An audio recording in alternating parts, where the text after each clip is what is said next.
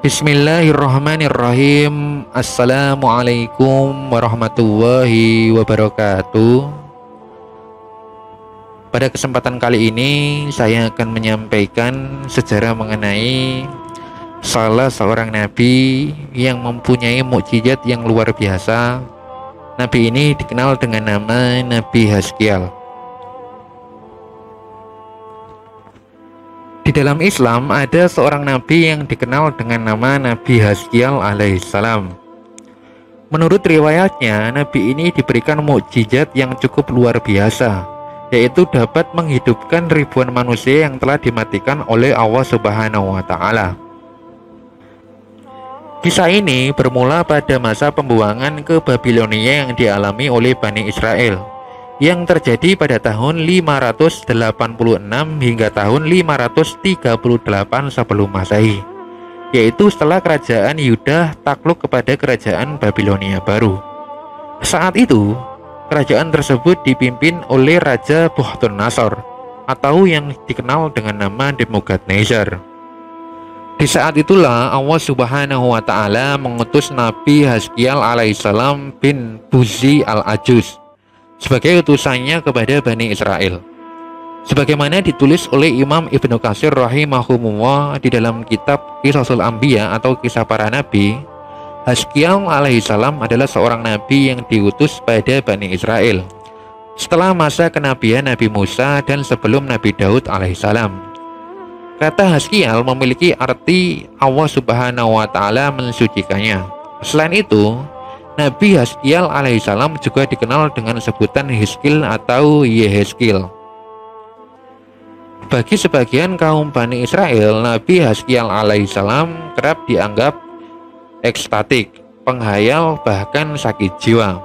Di masa pembuangan ke Babilonia, Nabi Haskial alaihissalam tinggal di Tel Abib, di tepi sungai Kebar.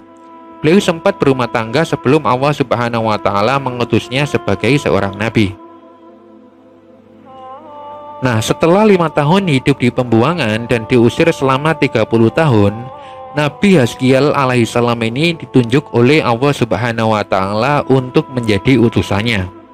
Di mana saat itu Bani Israel mulai melakukan penyembahan terhadap berhala, yaitu kepada Dewa Baal, dan mereka juga takut terhadap wabah penyakit. Diriwayatkan oleh Ibnu Ishaq, saat itu Bani Israel mangkir dari perintah jihad yang diserukan oleh Nabi Haskial alaihissalam lantaran takut mati. Desa Dawardan adalah sebuah desa tempat mereka berdomisili yang terserang epidemi penyakit lepra yang mematikan saat itu. Dalam riwayat lain disebutkan bahwa desa tersebut sedang terserang wabah taun, di mana wabah taun adalah sebuah virus ganas yang mana jika di pagi harinya sakit karena virus tersebut, maka di sore harinya akan meninggal. Begitu juga sebaliknya, jika di sore hari sakit, maka di pagi harinya akan meninggal. Nah, sebab itulah akibatnya banyak penduduk desa yang melarikan diri dan memilih tinggal di perbatasan negeri. Jumlah pastinya ada banyak perbedaan pendapat. Ada yang mengatakan 4.000 jiwa, kemudian 8.000 jiwa, bahkan pendapat lain menyebutkan bahwa jumlahnya mencapai 40.000 jiwa. Wabah ini terus berulang hingga tahun-tahun berikutnya, hingga suatu saat Nabi Haskial mengunjungi daerah mematikan tersebut dan melewati jasad-jasad orang yang telah wafat akibat penyakit tersebut. Di lokasi itu, Allah Subhanahu wa Ta'ala berfirman kepada Nabi Haskial alaihissalam, "Apakah engkau ingin aku perlihatkan bagaimana menghidupkan mereka kembali?" Nabi Haskial alaihissalam menjawab, "Iya, aku ingin melihatnya." Lalu Nabi Haskial alaihissalam pun menggerak-gerakkan jari jemarinya, dan atas seizin Allah Subhanahu wa Ta'ala, tulang belulang itu berterbangan dan bersatu kembali. Kemudian terdengar suara seruan agar daging dan anggota tubuh yang telah raib itu berwujud kembali. Dan seruan terakhir menyerukan, "Wahai para jasad, Allah memerintahkan kalian untuk hidup lagi." Maka dengan ini mukjizat Nabi Haskial alaihissalam pun telah nampak. Tulang belulang yang berserakan itu kembali bersatu atas izin Allah Subhanahu wa Ta'ala, lalu disempurnakan dengan bersatunya kembali daging dan bagian fisik yang semulanya telah rusak. Mereka hidup kembali dan berjanji akan menaati Nabi Haskiel alaihissalam. Ketika orang-orang tersebut telah dihidupkan kembali, mereka berkata, "Maha suci Engkau ya Allah, segala puji hanya bagimu. Tiada Tuhan melainkan Allah Subhanahu wa Ta'ala." Lalu mereka kembali kepada kaumnya dalam keadaan hidup, padahal tadinya sudah dianggap meninggal dunia.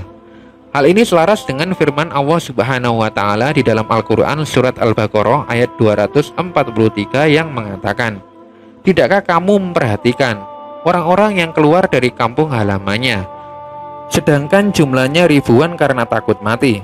Lalu Allah Subhanahu wa Ta'ala berfirman kepada mereka, 'Matilah kamu.' Kemudian Allah Subhanahu wa Ta'ala menghidupkan mereka. Sesungguhnya Allah memberikan karunia kepada manusia, akan tetapi kebanyakan manusia tidak bersyukur." Nah, Imam At-Tabari rahimahumullah mengomentari kisah di balik tafsir surat Al-Baqarah ayat 243 tersebut, di mana ia mengatakan bahwasanya kaum Bani Israel itu dipercepat ajal mereka dan lalu dihidupkan lagi sebagai bentuk siksa, sekaligus pelajaran untuk umat mendatang. Siksa lantaran mereka mangkir dari perintah dan seruan jihad yang diperintahkan Allah Subhanahu wa Ta'ala melalui lisan Nabi Haskiel alaihissalam. Rasulullah Shallallahu alaihi wasallam pun bersabda, "Wabah tersebut pernah ditimpakan sebagai siksa bagi umat-umat sebelum kalian. Jika kalian mendengar berita tentang penyakit itu di suatu daerah, janganlah kalian memasuki daerah itu. Dan jika penyakit itu mewabah di daerah di mana kalian berada, maka janganlah kalian keluar darinya, karena hendak melarikan diri darinya." Hadis riwayat Imam Ahmad. Di dalam hadis sahih riwayat Imam Bukhari dan Imam Muslim, Imam Ibnu Ishaq rahimahullah menceritakan, ketika Kalib bin Yofana kembali ke pangkuan ilahi, yaitu setelah Yusya, semua urusan Bani Israel diserahkan kepada Nabi Haskiel alaihissalam bin Buzi, putra daripada Al-Ajus, yang telah mendoakan kaumnya, sebagaimana telah disebutkan Allah Subhanahu wa Ta'ala dalam firman-Nya. Hadis riwayat Bukhari dan Muslim. Nabi Haskiel alaihissalam akhirnya wafat. Namun sayangnya, Bani Israel ingkar terhadap komitmen dan perjanjian mereka untuk selalu taat dan tidak melakukan penyimpangan. Kemudian sepeninggal Nabi Haskiel alaihissalam, mereka kembali menyembah berhala, sehingga Allah Subhanahu wa Ta'ala lantas mengutus Nabi Ilyas alaihissalam yang merupakan salah satu keturunan daripada Nabi Harun kepada mereka. Nabi Ilyas alaihissalam menentang penyembahan berhala yang bernama Baal, yaitu salah satu dewa penting dalam agama Kan'an kuno. Nah, Nabi Haskiel alaihissalam diperkirakan wafat sebelum 397 sebelum Masehi dan dimakamkan di Babel, yaitu di Babilonia. Makam Nabi Haskiel alaihissalam terletak di daerah Al-Kifl, yaitu sebuah kota di Irak Tenggara yang berada di Sungai Efrat antara Najaf dan Al-Hilal. Nah, demikianlah sejarah singkat mengenai Nabi Haskiel yang dapat saya sampaikan.